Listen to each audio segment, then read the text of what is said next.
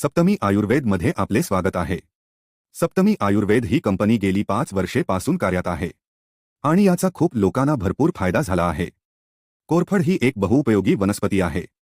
आयुर्वेदिक औषधींमध्ये तर तिचा हजारो वर्षांपासून वापर केला जातोच, पण सध्याच्या सौंदर्य प्रसाधनांमध्येही कोरफडीचा मोठ्या प्रमाणात वापर होतो। एक आपला चेहरा उजळ करण्यासाठी कोरफड फायदेशीर आहे। 2 कोरफडमध्ये अँटीबॅक्टेरियल, अँटीव्हायरल आणि अँटीसेप्टिक गुणधर्म आहेत।